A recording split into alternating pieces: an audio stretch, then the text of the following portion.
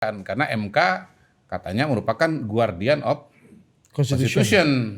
Kalau pada hari ini ya menjadi destroyer of Constitution. Saya kan pengkritik lama MK ya, beberapa kali di masa yang lalu menunjukkan bagaimana MK itu udah terlalu sering menulis norma. Udah DPR berhenti aja bikin undang-undang, kasih aja semua sama MK gitu. Udah pasti nggak akan judicial review dan akan dibatalkan karena mereka sendiri yang bikin, gitu kan. Nah karena udah kebiasaan nabrak-nabrak, akhirnya MK kali ini kebablasan, nabraknya nabrak banget. Konstitusi pun, undang dasar pun ditabrak juga sama dia. Nggak ada sistem pemilu yang betul-betul sempurna, itu nggak ada. Biasanya ada trade off-nya. Untuk alas apapun nggak bisa dikerjakan karena melanggar konstitusi. Sebaik apapun ya cita-citanya atau idenya itu nggak bisa dilaksanakan. Semua keputusan MK itu pasti benar. Maha tahu MK dengan segala firman-Nya. Itu dia pada hari ini yang terjadi.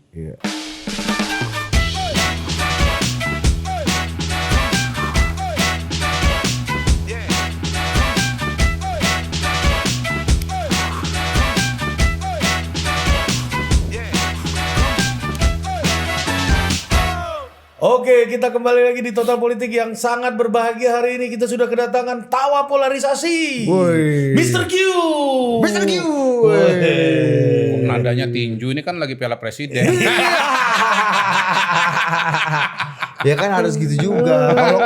Kalau Piala Presiden kita sambut chairman and founder dari Piala Presiden. Kalau Bang Marwarar Sirait kan kurangnya Kurangnya. Terus lanjut gimana? Marwarar Sirait. Nah, gitu. Itu UFC. Itu lo sama Andi Bakri itu. Iya salah. Jadi Mr. Q ngelihat dua pertandingan awal kemarin mengecewakan atau biasa-biasa aja seru tuh? lah, seru. Terutama yang saya nonton langsung GBK antara Oxford United lawan Indonesia All Stars. Sebetulnya kita kan maklum juga kalau misalnya kalah atau keteteran karena Indonesia All Stars itu kan sebetulnya gabungan dari pemain berbagai macam klub. Jadi belum chemistry. Nggak ada. Sementara Oxford kan sebagai klub mereka latihan terus tiap hari, tiap Tapi minggu. Ole lebih paten mana di timnas atau di Oxford? Menurut Paten Mr. Q? semua. Paten semua. Takut Anda ya. Oleh paten semua. Untuk hal ini dia nggak bisa bercanda. Nggak bisa gini-gini. Oleh apa dulu kamu? Nggak bisa. Enggak, itu kan bukan musuh, Oleh kan kawan. Kalau ini Kawan. Kalau ini Pernah musuh sekarang kawan. Sekarang seragamnya udah sama. Lebih menghibur mana? Pertandingan Piala Presiden atau pertandingan Kapolri Cup di mana Alistio Sigit Prabowo versus Bahlil Lahadalia di main bulu tangkis? Nggak bisa komentar karena nggak nonton. Cepat-cepat sana.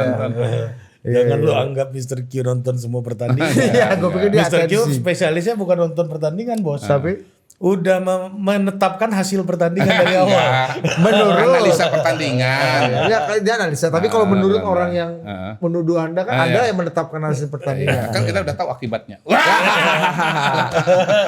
Tapi yang lebih canggih itu ternyata sekarang di belakangan bukan Mr. Q ya. Siapa? Mahkamah Konstitusi ya makin canggih ya. Iya. Kita lihat ya. Makin kebablasan maksudnya.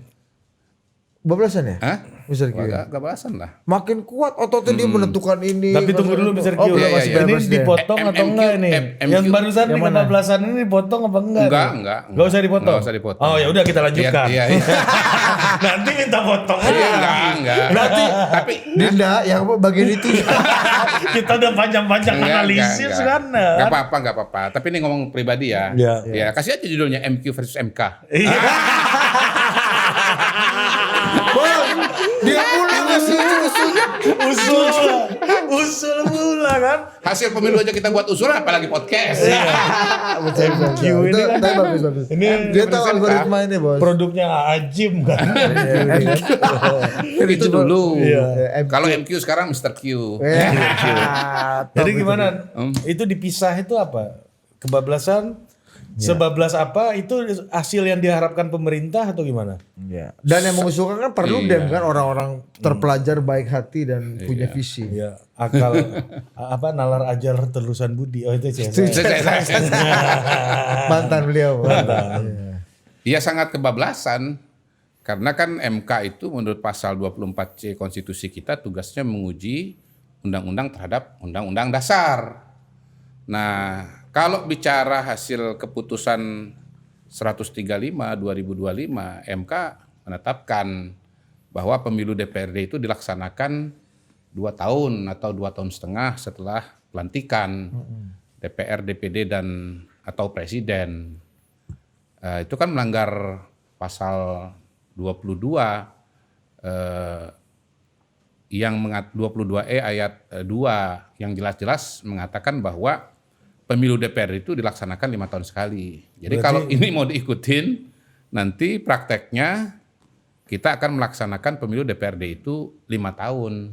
Jelas melanggar konstitusi. Dan ini menimbulkan situasi yang belum pernah terjadi sebelumnya. Nggak ada presidennya ini. Bahwa kita mengalami kebuntuan konstitusi.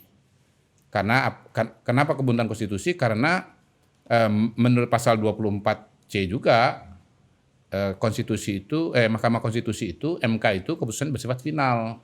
Sementara di sisi yang lain, ya keputusannya itu bertentangan dengan pasal 22E ayat 2. Artinya MK mengeluarkan keputusan yang inkonstitusional. Inkonstitusional. Jadi MK telah berlaku inkonstitusional dan itu sangat merepotkan karena MK katanya merupakan guardian of constitution. Kalau pada hari ini ya menjadi destroyer of constitution gitu loh. Itu serius banget. Loh iya dong, sangat serius. Makanya pada hari ini kan kita melihat terjadi apa ya, mau diapain ini, kalau diikutin pemerintah ini melanggar konstitusi, tapi kalau nggak diikutin keputusan MK bersifat final. Itu. Jadi ini sangat-sangat problematis keputusan dari Mahkamah Konstitusi ini. Nah, belum lagi kalau kita melihat dari permohonan Prudem dan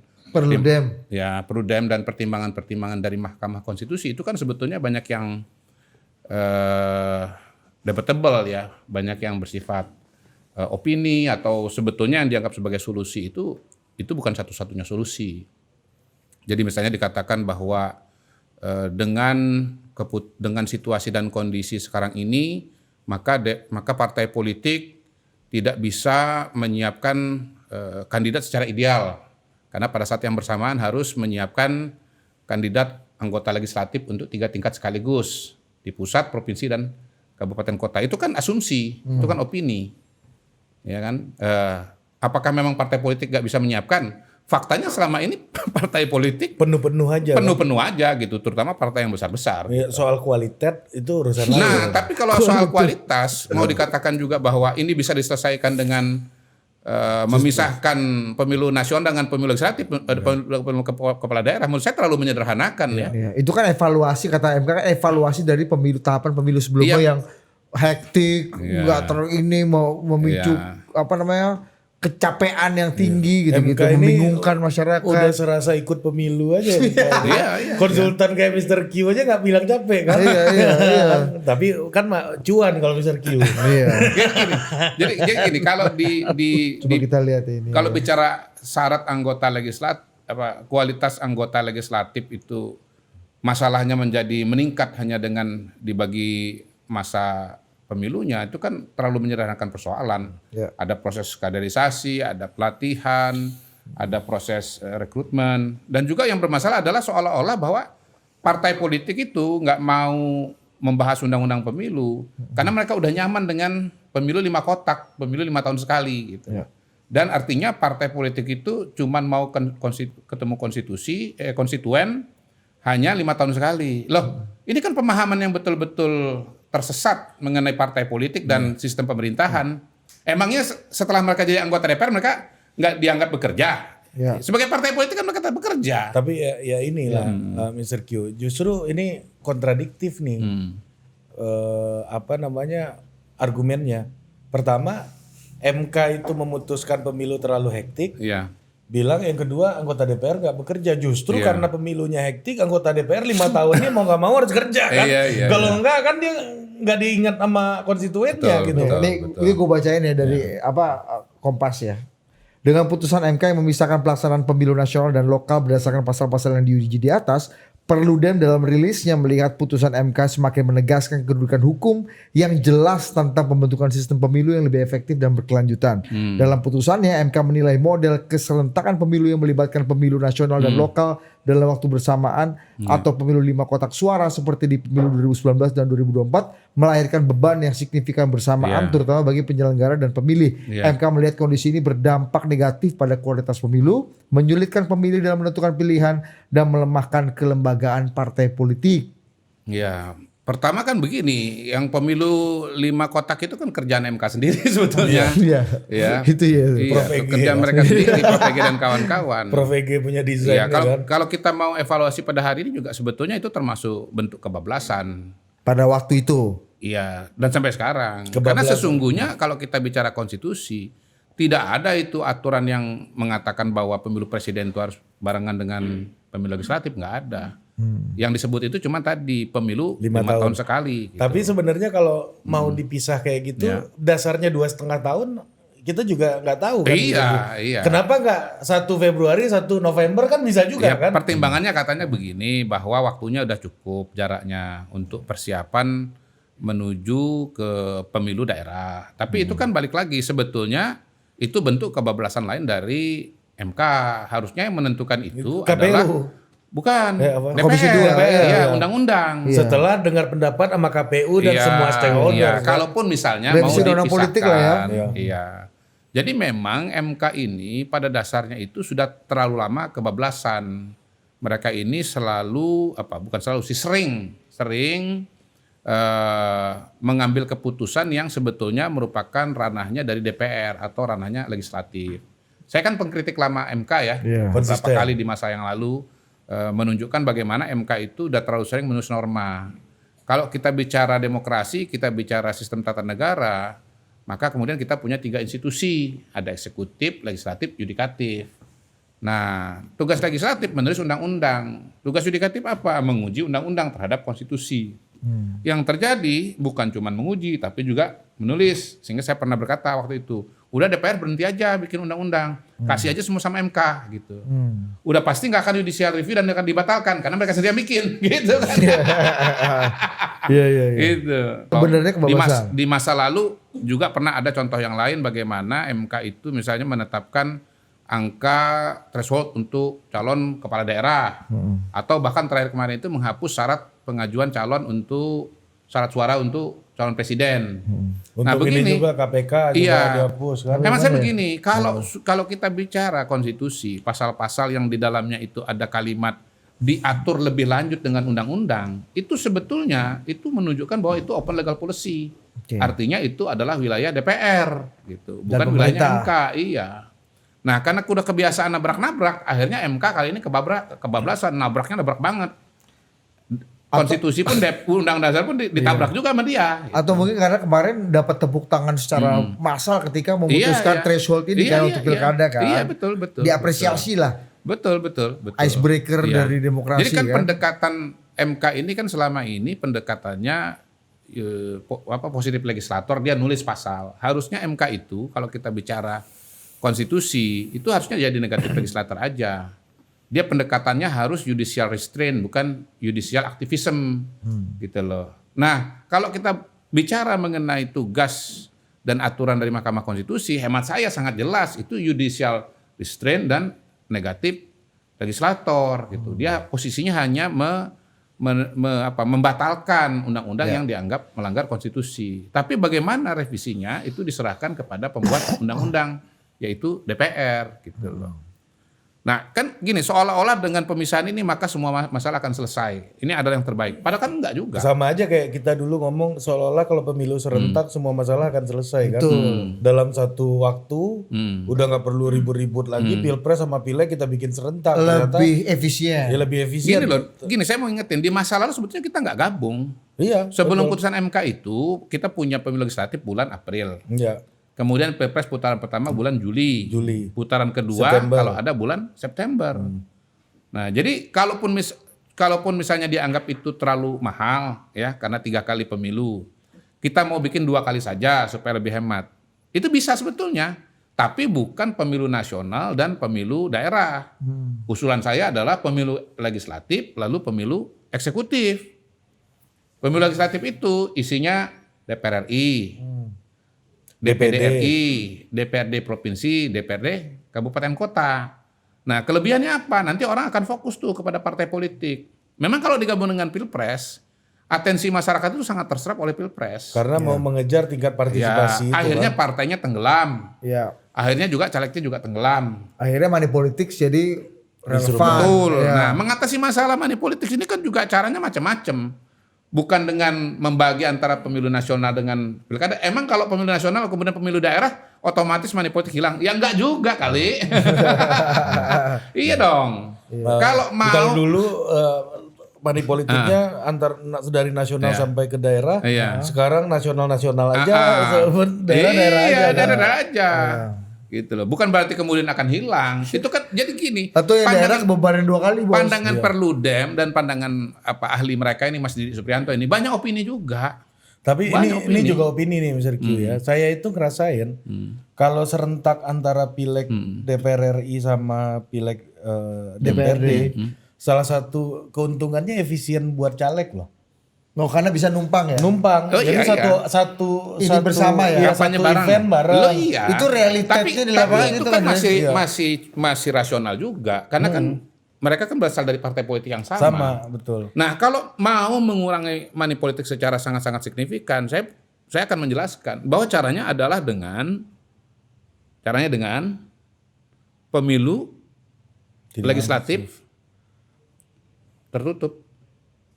Nyoblos partai aja kayak tahun 99. Nggak ada tuh lagi bagi-bagi di lapangan, nggak ada lagi. Iya. Karena semuanya udah diputuskan partai politik. Anda pilih partai politik, kursinya mau dikasih siapa? Nggak ada sudah ditentukan oleh partai politik. Kemarin kita nggak ada kanibalisme internalnya, nggak ada. Nggak ada. Nah, kalau kemarin Prof Burhan di sini Soal kemudian misalnya nanti calegnya akan melakukan pendekatan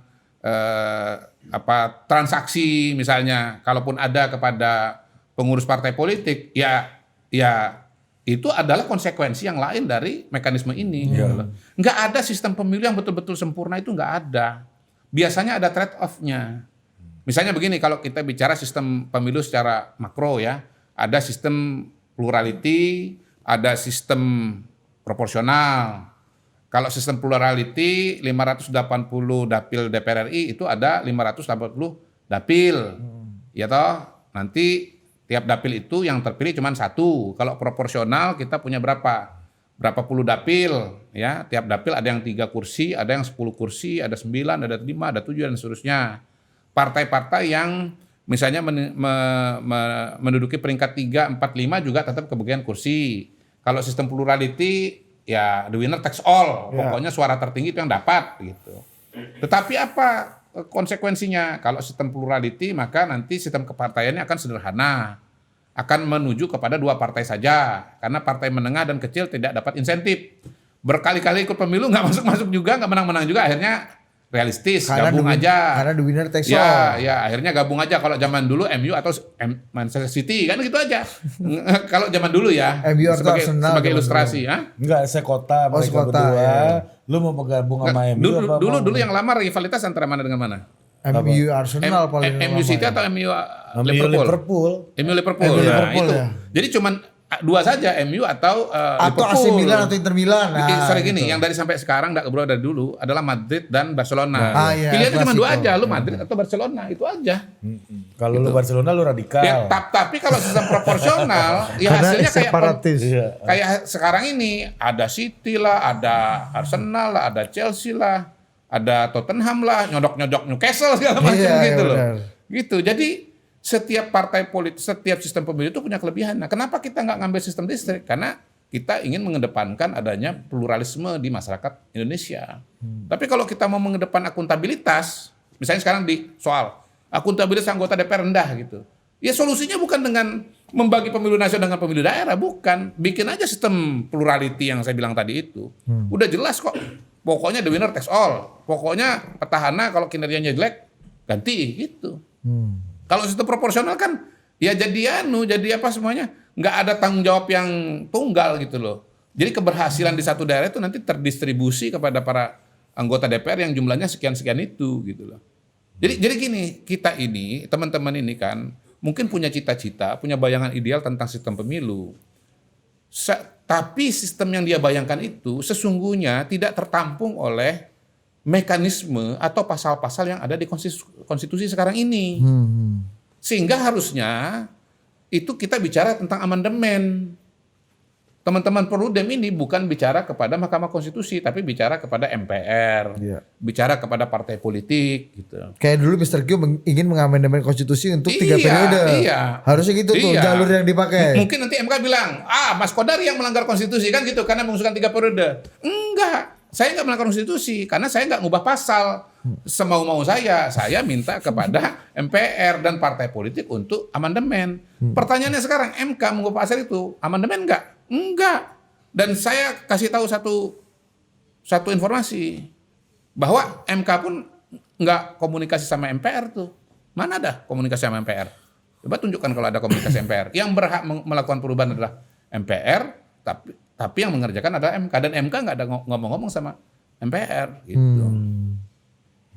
Jadi mengubah pemilu legislatif khususnya DPRD menjadi 2,5 tahun mundur itu sebetulnya wilayahnya tuh amandemen, nggak bisa dengan udah amandemen konstitusi. Iya dong. Udah bukan level undang-undang politik. Bukan dong. Paket undang-undang politik kan lagi. Udah jelas. Karena kan pemilu itu 5 tahun sekali, itu eksplisit tuh. Verbatim itu sudah. Konstitusi itu. Iya, itu konstitusi itu. Kalau Anda mau keluar dari situ, ya Anda harus mengubah konstitusi. Nah, kalau tidak mau keluar dari Mahkamah Konstitusi, pengaturannya bukan pemilu nasional, pemilu daerah seperti sekarang ini, tapi pemilu legislatif dan pemilu eksekutif. Lebih sehari aja problem kan itu. Problem itu melanggar konstitusi, apalagi 2,5 tahun. Nah di situ saya nggak ngerti gimana pikirannya Mahkamah Konstitusi itu. Beda sama pilkada kemarin kan. Pilkada juga habis 5 tahun, PLT ada. Tapi tetap pejabat definitifnya cuma 5 tahun. Nah kalau ini anggota legislatifnya nggak bisa nggak bisa, habis dia. Lu mau gantiin pakai siapa? Meskipun ya happy mereka kan, lanjut lagi. Meskipun kan melanggar konstitusi di situ. Nah itu yang nggak boleh terjadi. Ya kadang-kadang kan kalau melanggar konstitusi ada yang happy kayak gitu. Ada pula yang diam juga dia Mr. Q kan. Nggak teriak-teriak dia kan. Giliran dia yang nggak happy dia teriak-teriak kan.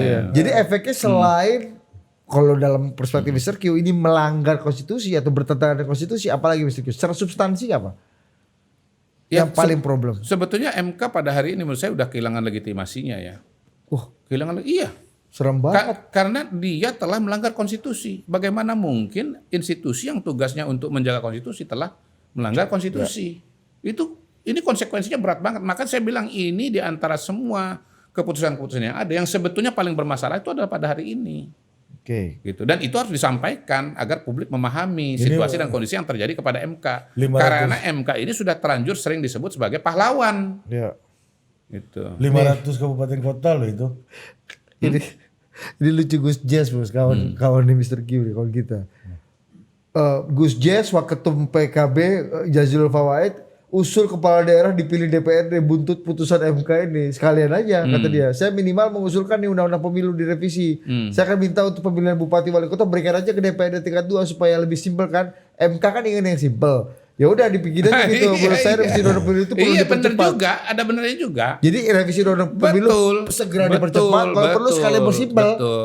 Kemarin dari DPRD. Betul. Jadi begini, semua hal yang baik itu kan pengen kita dapat. Tapi seringkali pilihan-pilihan yang ada tidak memungkinkan itu. Kita pengen misalnya sederhana, biaya murah, kan begitu kan?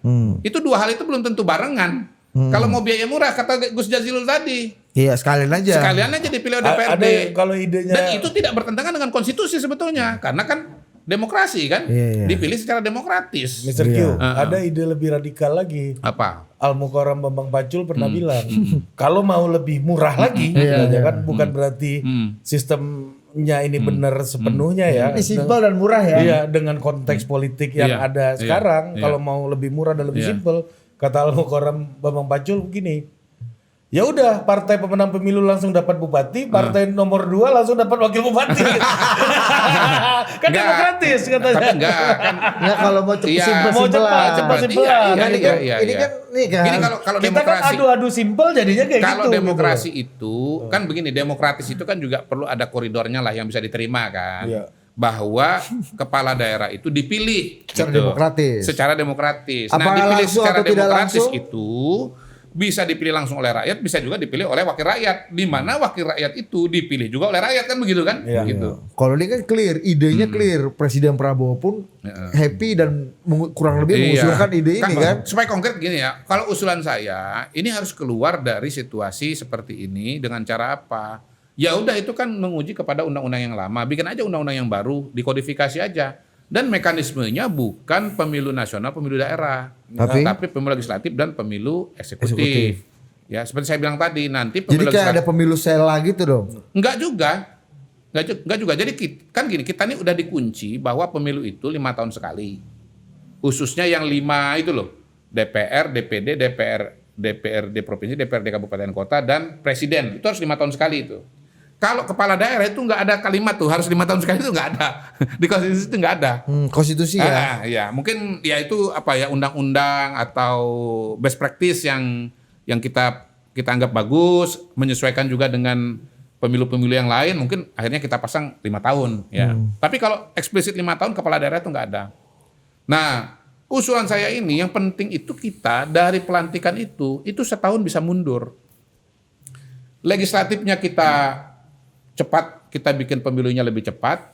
Kalau yang sudah-sudah itu bulan Februari, saya usul dibikin bulan November atau bulan Desember. Tahun 2028. Oh, malah dipercepat. Dipercepat. Kurang dari 5 tahun nggak apa-apa kan?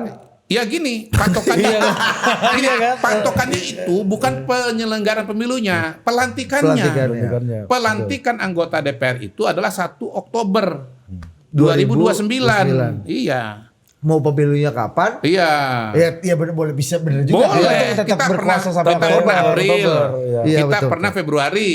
So what kalau itu November? Iya. Jadi kawan-kawan ini udah tahu mau lanjut mau enggak kan, dia di tahun-tahun terakhir ini udah tahu kan. Ya, nah, Ibaratnya masa tunggunya jadi lebih panjang Iya, gitu kan. Gini, kenapa bulan November? Kenapa? Karena ini menyelesaikan masalah lain yang disoal di judicial review itu. Apakah itu? 1 soal logistik, 2 soal tumpang tindih jadwal pekerjaan oleh KPU. Gitu loh. Nah, Pilpresnya putaran pertama, Pilpres dan Pilkadanya putaran pertama bulan Juli, putaran kedua untuk Pilpres, Pilkada Jakarta, dan daerah lain kalau memang ada PSU, pemilihan suara ulang, misalnya ada sengketa gitu ya. Kalau daerah lain kan simple majority semua, mau berapa persen pokoknya lu nomor 1 kan. Tapi kalau presiden dan DKI kan absolute majority, harus 50% plus 1. Dibikin bulan September. Supaya apa? Tanggal 20 Oktober akan dilantik gitu loh. Mudah-mudahan rentang dari November. Mepet ke Oktober ya tetap. Pemilu eksekutif mepet ke Oktober, pemilu legislatif menjauh dari 1 Oktober. Jadi pemilunya nggak masalah kapanpun kan, yang penting 5 tahun Nggak masa masalah. jabatannya. Jadi pemilihan presiden dan pilkada. Provinsi, kabupaten, kota. Nah, saya ingatkan ya, kalau misalnya dibilang ini kita harus sinkronisasi antara pembangunan di pusat dengan di daerah, justru dengan dipisah ini nggak sinkron. Jadi sendiri-sendiri. Lihat dong, presidennya udah jalan program 2 tahun setengah, baru kepala daerahnya nongol, nggak sinkron itu. Jadi yang sinkron itu kalau kurang lebih bareng. Nah, seperti sekarang ini. Nah, harap diingat bahwa pemilu pilkada serentak tahun 2024 itu maksudnya adalah, ini asbabun nuzulnya ke belakang nih, saya udah pernah cerita di sini. Soal RPJMN kan. Iya, supaya bisa menyesuaikan dengan tingkat nasional. Gitu nah, Mr. Q, berarti kalau ini dibarengkan eksekutif, bisa bareng nanti. Mohon izin, saya mau nanya dulu. Kalau ini dipisah kayak ide ini, tadi poin pertama melanggar bertentangan dengan konstitusi. Untuk alasan apapun nggak bisa dikerjakan karena melanggar konstitusi. Sebaik apapun ya cita-citanya atau idenya itu nggak bisa dilaksanakan. Pun juga ngomong niat baik, Mr. Q, itu kan nggak gitu hasilnya kan. Jadi yang kedua, artinya bagi pemerintahan itu tidak menguntungkan ya, berarti kalau menurut Mr. Q ini dipisah seperti yang sudah diputuskan oleh. Iya, realitanya begitu. Nanti pemilu presiden presiden bekerja itu nggak barengan dengan kepala daerah yang akan terpilih 2 tahun atau 2,5 tahun kemudian.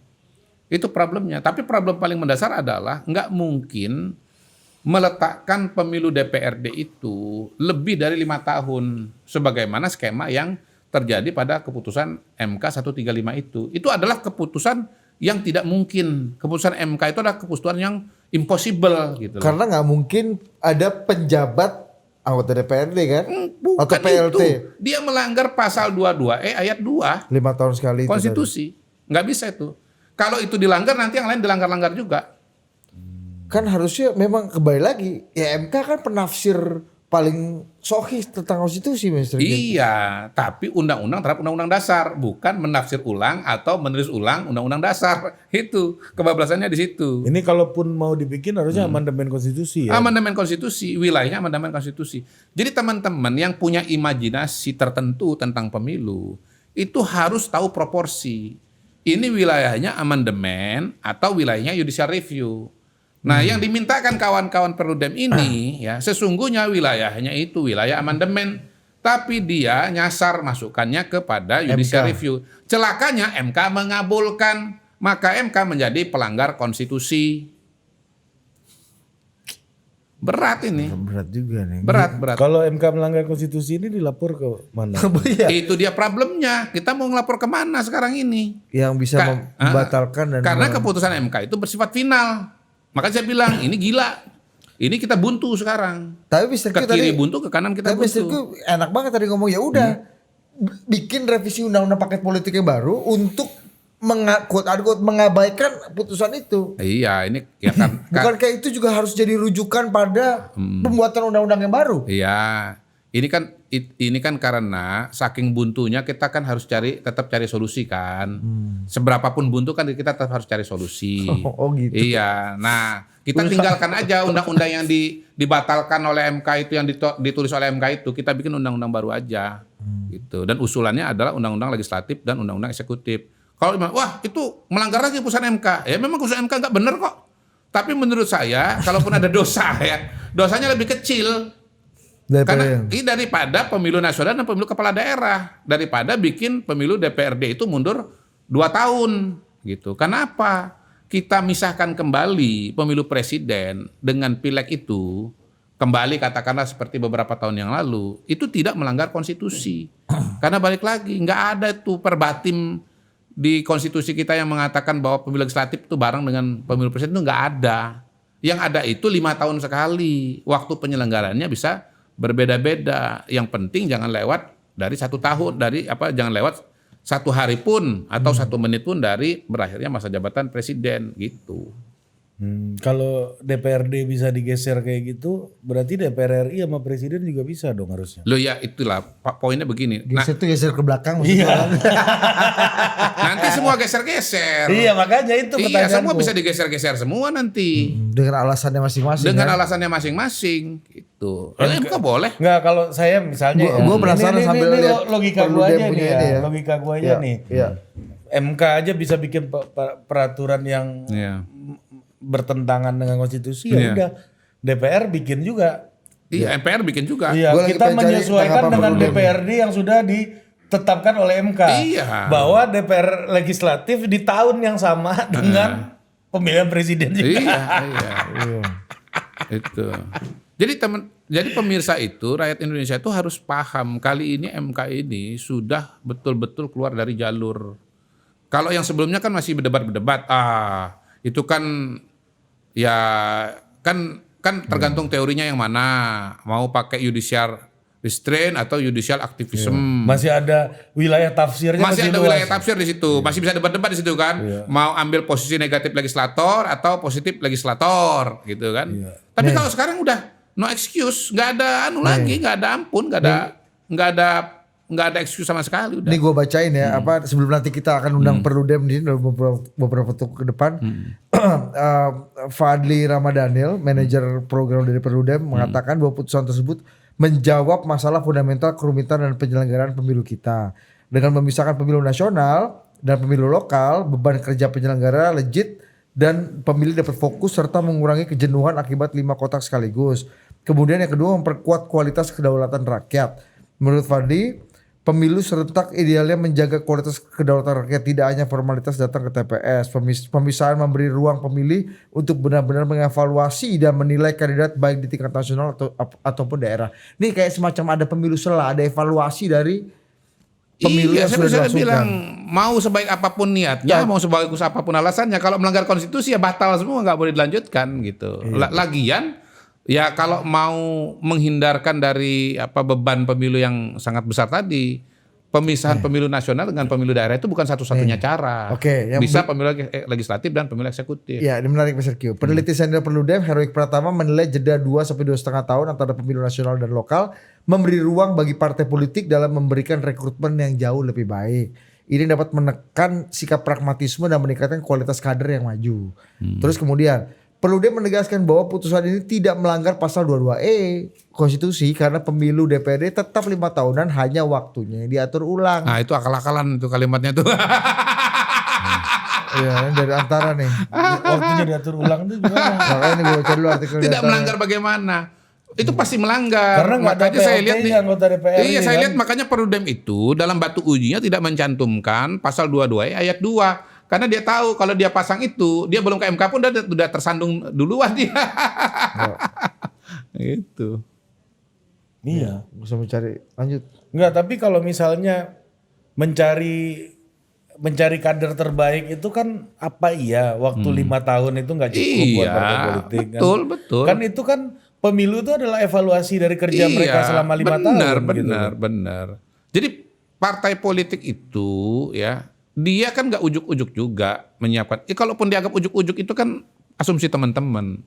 Tapi kalau partai-partai yang besar-besar itu kan mereka udah berproses dari lama. Kalau soal kemudian itu datanya baru, ya administrasinya aja sesuai dengan jadwal. Ya sesuai dengan tahapan pemilu kan. Ya kalau disuruh misalnya mendaftarkan caleg gitu ya, dari 4 tahun sebelum coblosan, saya yakin partai politik bisa ngajuin kok. Cuman kan jadwal pemilunya kan disusun KPU nggak seperti itu tahapan-tahapannya. Pasti kan mundur, ya mungkin kira-kira setahun setengah lah. Gitu. Jadi makanya banyak argumentasi teman-teman Perludem itu opini. Gitu. Yang kita sendiri itu bisa punya opini yang berbeda. Nah, yang celakanya adalah MK juga itu sebetulnya banyak opini.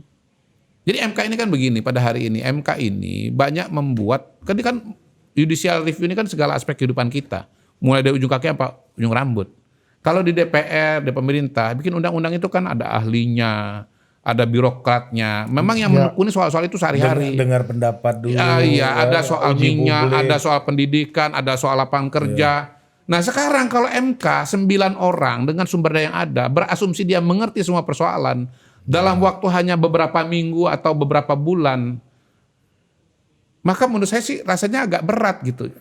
Maha tahu, MK itu pada hari ini maha tahu dan betul-betul tidak salah. Malaikat pada hari ini kita itu sekarang punya posisi jabatan yang di situ itu adalah malaikat atau dianggap malaikat, yaitu Mahkamah Konstitusi. Dulu kan juga ada. Malaikat nggak mungkin salah. Itu. Jadi semua keputusan MK itu pasti benar. Maha tahu MK dengan segala firman-Nya. Itu dia pada hari ini yang terjadi. Maha benar MK. Maha benar.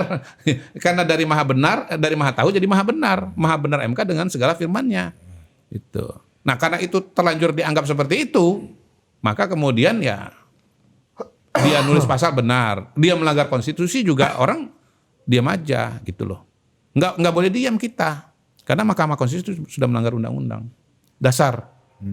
Gitu. Jadi artinya ya memang ini kalau Mr. Q lihat ini kan praktek yang terus-menerus berulang. Saya ingat banget waktu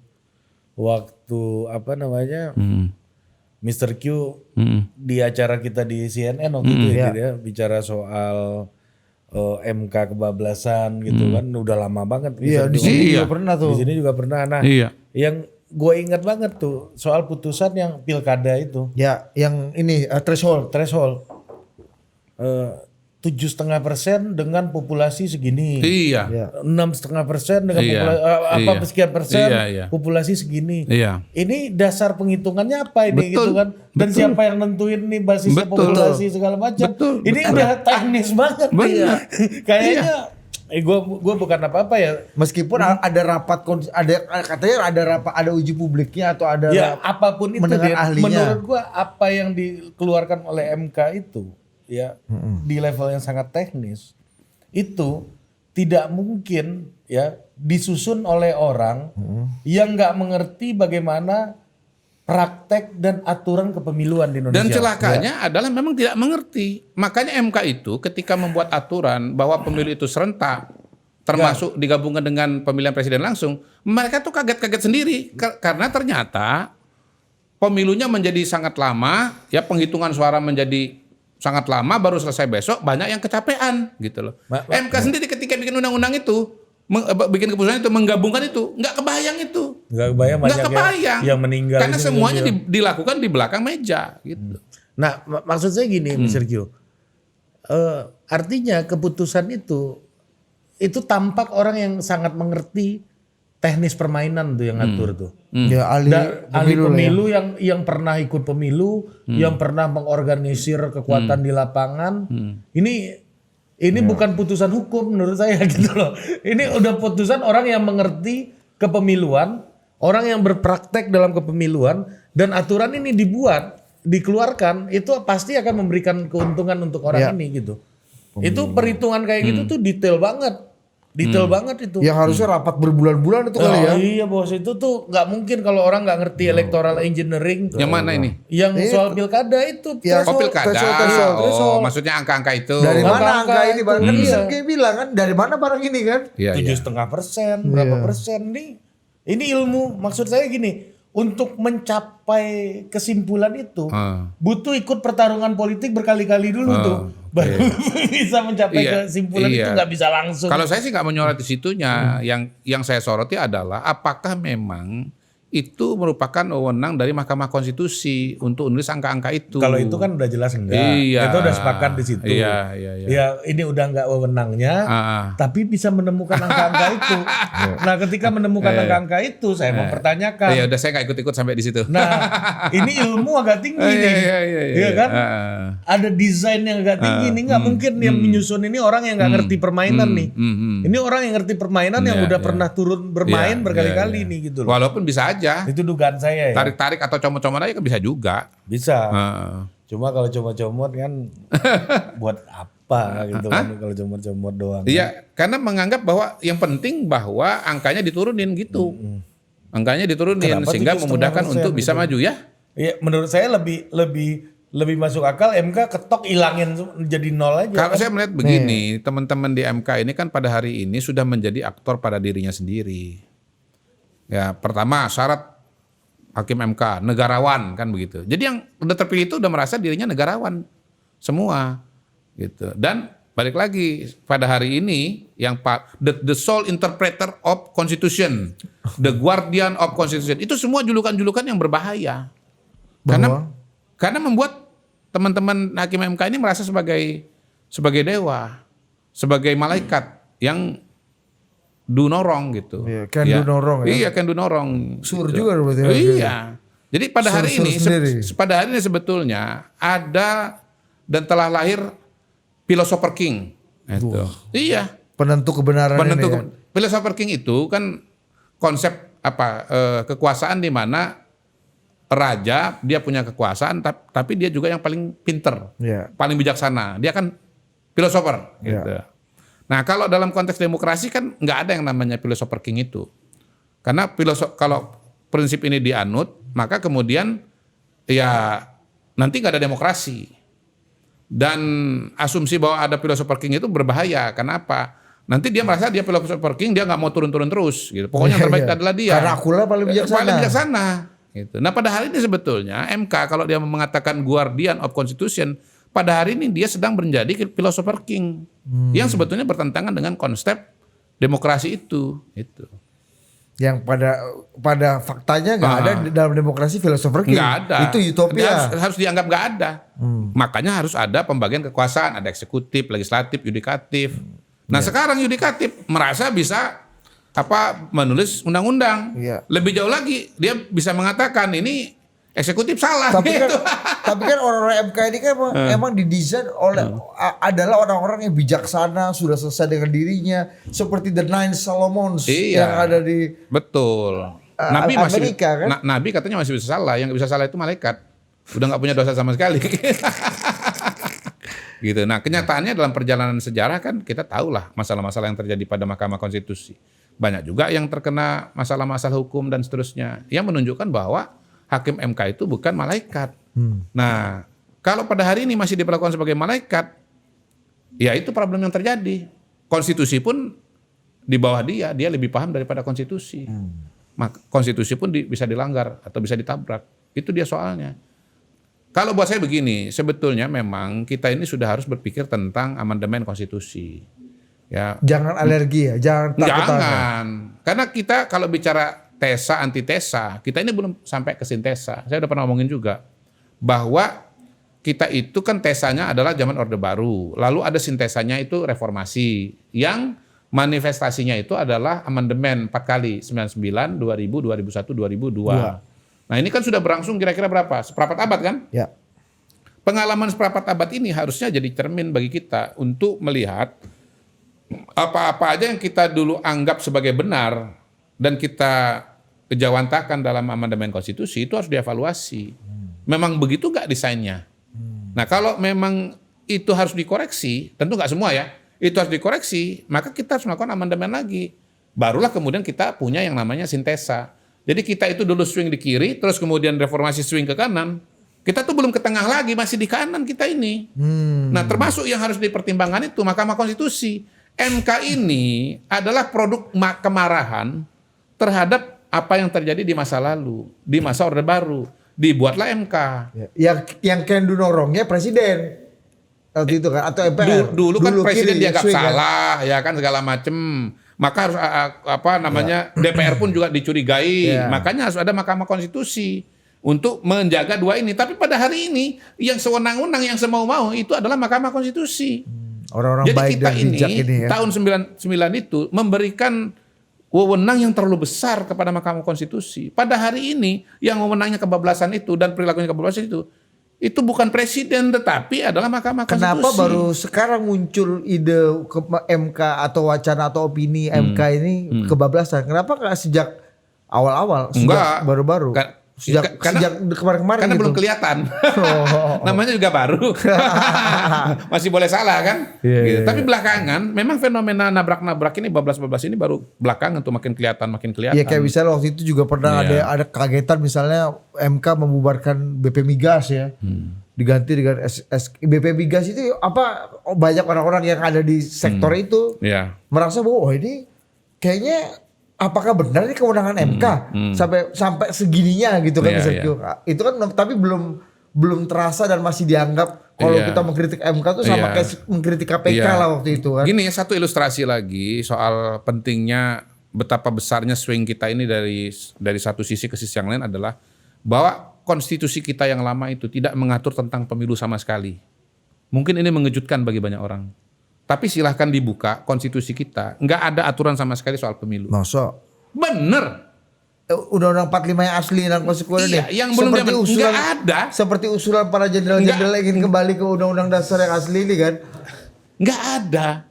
Jadi di situ cuman bahwa MPR itu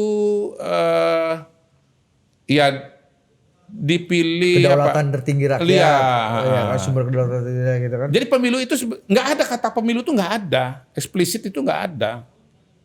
Makanya saya bilang di satu kesempatan, kalau pakai kacamata kita sekarang, DPR Orde Baru tuh nggak benar, nggak demokratis, karena nggak semua anggota DPR itu MPR tuh dipilih, tapi ada yang diangkat.